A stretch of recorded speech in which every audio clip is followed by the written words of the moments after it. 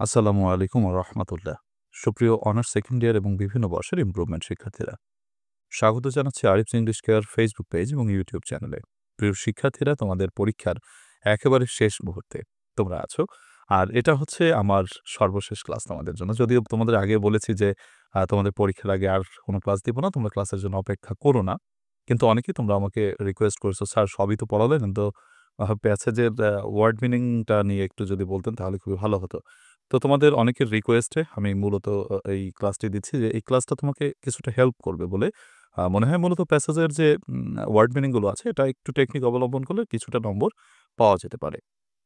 তো এই প্যাসেজের C number, অর্থাৎ word meaning plus sentence making এর বিষয়ে তোমাদেরকে একটু হেল্প করার জন্য মূলত ক্লাসটি করছি।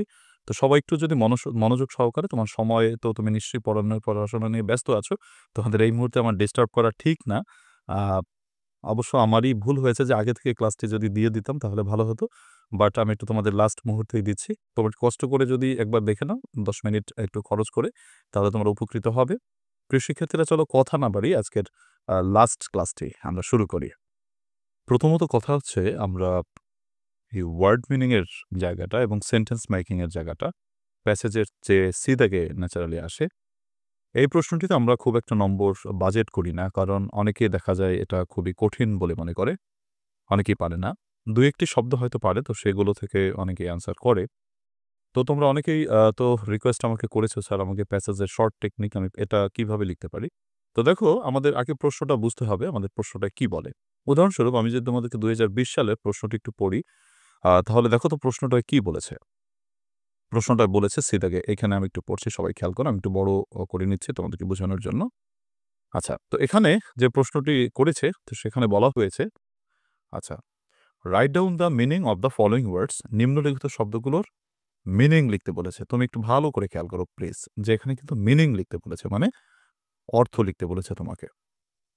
আচ্ছা, এই অর্থ কিভাবে হতে পারে? মনে করো একটা বিষয়ের অর্থ বা একটা শব্দের অর্থ কিভাবে হতে পারে? একটা শব্দের অর্থ ৩ ভাবে হতে পারে। ১, এই মিনিংটা হতে পারে সিনোনিম দিয়ে, মানে হচ্ছে সিনোনিম কিন্তু এক ধরনের অর্থ। তোমাকে এখানে মিনিং চেয়েছে, তার মানে কিন্তু সিনোনিমই চেয়েছে এমনটি নয়। তুমি মিনিং মানে ৩ টি জায়গা থেকে তুমি মিনিং আনতে পারো। প্রথমত হচ্ছে সিনোনিম দিয়ে তুমি মিনিং করতে পারো, ১। দ্বিতীয় সিস্টেমটা হচ্ছে তুমি এই শব্দটিকে ব্যাখ্যা করে মিনিং আনতে পারো। এটা হচ্ছে সিস্টেম ২। যেমন মনে করো একটা শব্দ দিল, যেমন ধরো এখানে ইনোসেন্ট। তুমি ইনোসেন্টের তুমি যদি সিনোনিম পারো তাহলে সিনোনিম লিখে দেবে। যদি সিনোনিম না পারো, এই ইনোসেন্ট কথাটাকে তুমি ব্যাখ্যা করে লিখবে। মানে তোমার ভাষায় তুমি যে অর্থটা বুঝেছো সেটা ব্যাখ্যা করে লিখবা, যে ইনোসেন্ট বিষয়টা হচ্ছে এই। দ্বিতীয় পদ্ধতি হচ্ছে কি বললাম, যে ব্যাখ্যা করে লেখা। আর মিনিং লেখার তৃতীয় পদ্ধতি হচ্ছে বিপরীত শব্দ ব্যবহার করে লেখা। যেমন মনে করো ইনোসেন্ট মানে হচ্ছে তোমার নির্দোষ বা যার কোনো দোষ নাই। এখন দেখো, নির্দোষ মানে যার কোনো দোষ নাই। তো এটার বিপরীত হচ্ছে দোষী। তো তুমি যদি বলো যে ইনোসেন্ট মানে হচ্ছে নির্দোষ, মানে যে দোষী না। যেমন নট গিল্টি যদি বলো, তাহলে কিন্তু বিপরীত শব্দ দিয়ে নট ব্যবহার করে তুমি করতে পারছো। তো ৩টি ভাবে তুমি মিনিং করতে পারো। প্রথমত সিনোনিম দিয়ে মিনিং করতে পারো। দ্বিতীয়ত তুমি যা বুঝেছো সেটাকে ব্যাখ্যা করে সিনোনিম বলতে পারো, মানে মিনিং বলতে পারো। তৃতীয়ত বিপরীত শব্দের আগে নট বা অপোজিট টু ব্যবহার করে তোমরা কোনো একটা শব্দের বিপরীত মানে মিনিং ব্যাখ্যা করতে পারো। তো এই ৩ টি পদ্ধতি তুমি যেকোনো পদ্ধতি অবলম্বন করে মিনিংটা তৈরি করতে পারো। এরপর তোমাকে করতে হবে কি, যে তোমার নিজের ভাষায় শব্দ তৈরি করতে হবে। নিজের ভাষায় বাক্য রচনা করতে হবে। তো বাক্য রচনার টেকনিক তোমাদেরকে শিখিয়েছি আমি। সেটা ব্যবহার করবে। আর যদি একেবারে না পারো, তাহলে যদি দেখো যে পারছই না, তাহলে প্যাসেজ থেকে, যদিও স্যারেরা বলছেন যে নিজের ভাষায় উত্তর করো, একান্তই না পারলে খালি রেখে আসার থেকে বরং প্যাসেজ থেকে বাক্য রচনা লিখে আসবে। যদিও প্যাসেজ থেকে লিখে আসাটা ঠিক না। কিন্তু আমি বলতে চাচ্ছি যে তুমি যদি একদমই না পারো, তাহলে রেখে আসার থেকে বরং প্যাসেজের যে লাইন আছে সেখান থেকে শব্দটিতে বাক্য রচনা করে দাও। একেবারে না পারলে, আমি সেটা বলছি। তো এটা হচ্ছে কোনো মানে প্যাসেজ থেকে লেখার কোনো নিয়ম এখানে বলেনি। তবে আমি একেবারে খালি রেখে আসবে তার থেকে বরং বাক্য রচনাটা করে দাও। তো যাই হোক, আমরা আলোচনাটা করছি কি নিয়ে দেখো তো? আমরা এ পর্যায়ে আলোচনা করছি মিনিং দিয়ে, তাই না? তো মিনিং দিয়ে যে আলোচনাটা আমরা করছি, তো মিনিং এর ক্ষেত্রে আমরা ৩ টি জায়গা বা ৩ টি ভাবে আমরা মিনিংটা লিখতে পারি। প্রথমত সিনোনিম ব্যবহার করে, যদি সিনোনিম ব্যবহার করে পারো খুব ভালো। যদি সিনোনিম না করে পারো, ওই শব্দটিকে ব্যাখ্যা দিয়ে লিখতে পারো। তৃতীয়ত বিপরীত শব্দ ব্যবহার করে লিখতে পারো।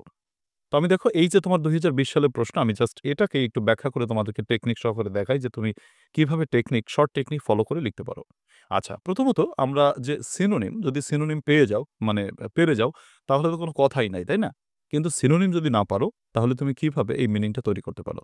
আচ্ছা, ২ টি টেকনিকে আমি পরিবর্তন করতে পারি। প্রথমত ব্যাখ্যা দিয়ে, দ্বিতীয়ত হচ্ছে বিপরীত শব্দ তৈরি করে। যদি তুমি সিনোনিম না পারো, তাহলে আমরা প্রথমত শব্দ পরিবর্তন করে অর্থপূর্ণ কাছাকাছি শব্দ বানিয়ে। যেমন ধরো, আমরা যদি বলি যে তোমাদের আমি ২০২০ সালের প্রশ্নটা এখানে কপি করে এনেছি। তোমরা এখান থেকে টেকনিক সহকারে একটু বুঝে নাও।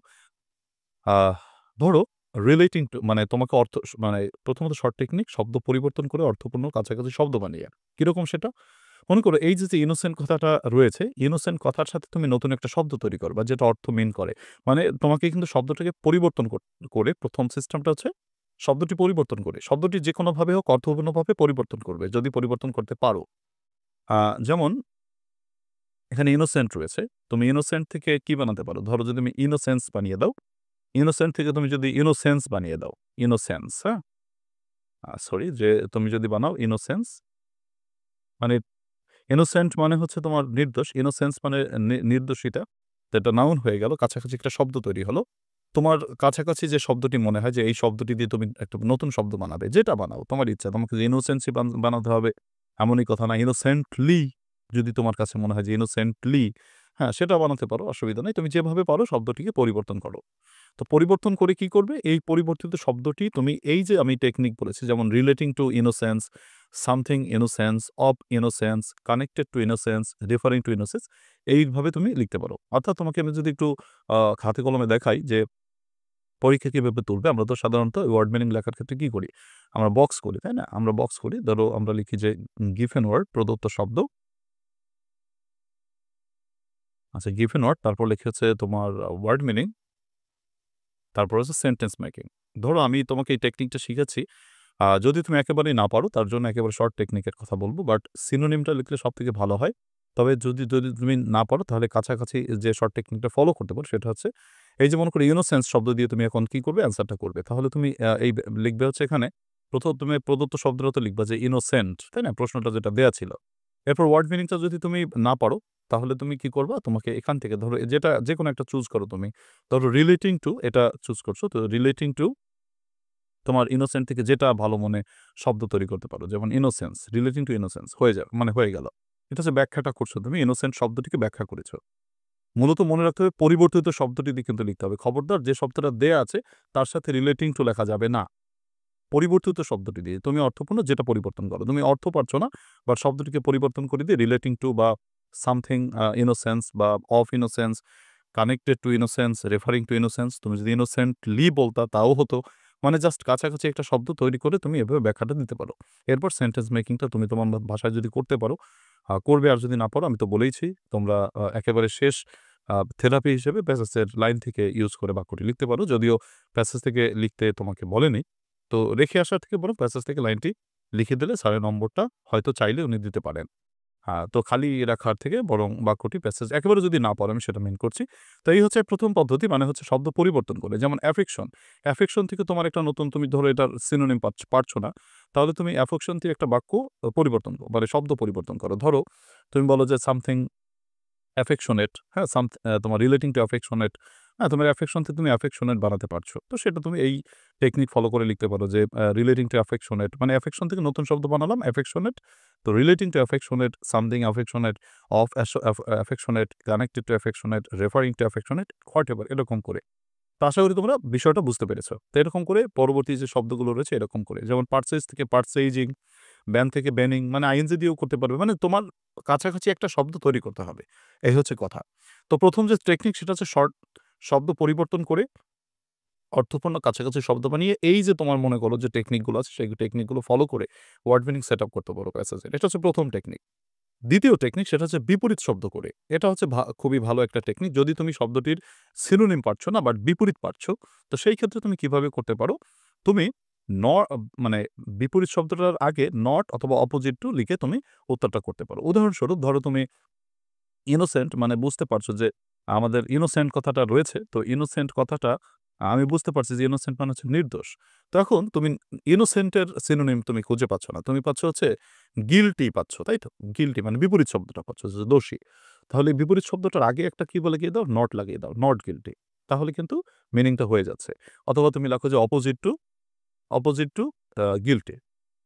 কথা কি আশা করি বুঝতে পেরেছ? তো বিপরীত শব্দ দিয়েও তুমি এই বাক্যগুলো মানে জাস্ট সিনোনিম গুলো কি করতে পারো? লিখতে পারো। আমি ২য় টেকনিক হিসেবে বললাম তোমাকে, বিপরীত শব্দ দিয়ে তুমি বাক্য রচনা করতে পারো। মানে শব্দ বলতে পারো। যেমন ধরো এখানে লেখা আছে অ্যাফেকশন। অ্যাফেকশন এর যদি বিপরীত শব্দ তুমি জানো, এটা তো হয় না, বিপরীত শব্দ জানো না হয়তো। তো না জানলে কোনো সমস্যা নেই। না জানলে তো তোমাদেরকে বলেছি যে পরিবর্তন করে লিখবা, ওটা সিস্টেম। আর যদি বিপরীত শব্দ জানো তাহলে বিপরীত শব্দটি লিখে তার আগে নট বা অপোজিটও লিখতে পারো। যেমন এখানে তুমি যদি বলো যে কি বলা যায় যে এজেন্সিয়াল, তোমার কাছে মনে হচ্ছে এজেন্সিয়াল এর বিপরীত শব্দ আনইম্পোর্টেন্ট। তাহলে লিখবা যে এজেন্সিয়াল লিখে নট আনইম্পোর্টেন্ট অথবা অপোজিট টু আনইম্পোর্টেন্ট। ঠিক আছে? বিপরীত শব্দটা লিখে তুমি তার আগে একটু নট বা অপোজিটও লিখবে। প্রিয় শিক্ষার্থীরা, তোমরা আশা করি বুঝতে পেরেছ। আমরা ওয়ার্ড মিনিং লিখতে পারি ৩ টি জায়গা দিয়ে। প্রথমত হচ্ছে সিনোনিম ব্যবহার করে। তো সিনোনিম ব্যবহার করলে তো লেটা চুকে গেল, মানে পারলে সবাই। আর যদি সিনোনিম না পারো তাহলে তুমি আ শব্দটি পরিবর্তন করে কাছাকাছি শব্দের সাথে এই যে আমি আ পূর্বে যোগ করেছি যেমন রিলেটিং টু সামথিং ড্যাশ তারপরে অফ, এগুলো ব্যবহার করে লিখতে পারো। অথবা বিপরীত শব্দের আগে তুমি নট বা অপোজিট টু লিখে তুমি শব্দটির ওয়ার্ড মিনিং করতে পারো। প্রিয় শিক্ষার্থীরা, আশা করি তোমরা কথাবার্তাগুলো বুঝতে পেরেছ। তো এটা তোমাদেরকে কিছুটা হেল্প করতে পারে। আমি বলছি না যে এটা প্রপার ওয়ে। প্রপার ওয়ে হচ্ছে মিনিং এর সিনোনিমটা লিখতে পারলে খুবই ভালো হয়। যদি সিনোনিম না পারো পরবর্তী ২ টি যে অপশন থাকে সেটা হচ্ছে শব্দটিকে ব্যাখ্যা করে লেখা অথবা তোমার হচ্ছে কি করা? আ বিপরীত শব্দ দিয়ে তৈরি করা। তো বাক্য রচনার টেকনিক তো তোমাদের শিখিয়েছি। সেটা ফলো করবে অথবা তুমি মনে করো নিজে করে লিখবে। আর যদি একান্তই না পারো তাহলে প্যাসেজ থেকে তোমরা লিখবে। প্রিয় শিক্ষার্থীরা, আশা করি তোমরা কথাগুলো বুঝতে পেরেছ। আসলে ওয়ার্ড মিনিং এর ক্ষেত্রে আমরা এই যে টেকনিক গুলো শিখলাম, এই টেকনিকটা তোমাকে কিছুটা হেল্প করতে পারে। আমি মূলত এই ক্লাসটা আগে দেওয়া উচিত ছিল। এর জন্য আগে একটু সরি বলে নিচ্ছি আমি আবারও। যে তোমরা অনেকে রিকোয়েস্ট করেছো বিধায় তোমাদেরকে ক্লাসটা একেবারে শেষ মুহূর্তে দিতে হলো। আগে থেকে দিলে হয়তো আরো একটু ভালো হতো। আমি আন্তরিকভাবে দুঃখ প্রকাশ করছি। তোমাদের শেষ মুহূর্তে আসলে সময় নষ্ট করা ঠিক হয়নি আমার। তো যাই হোক, তারপরেও তোমরা ১০ টা মিনিট খরচ করেছো। এতে হয়তো কিছুটা শিখতে পেরেছো। প্রিয় শিক্ষার্থীরা, তোমরা অনেক ভালো পরীক্ষা দেবে সেই প্রত্যাশা করি। মহান আল্লাহ রাব্বুল আলামিনের কাছে প্রার্থনা করি, আল্লাহ তাআলা তার গায়বী খাজানা থেকে তার অদৃশ্য ভান্ডার থেকে তিনি তোমাদেরকে সাহায্য করুক এবং রহমত প্রদান করে তোমাদের পরীক্ষা যাতে অনেক ভালো হয় সেই শুভকামনা করছি। তোমরা অনেক ভালো পরীক্ষা দাও প্রিয় শিক্ষার্থীরা। সেই শুভকামনা রেখে আমরা সর্বশেষ ক্লাস থেকে বিদায় নিচ্ছি। আল্লাহ হাফেজ।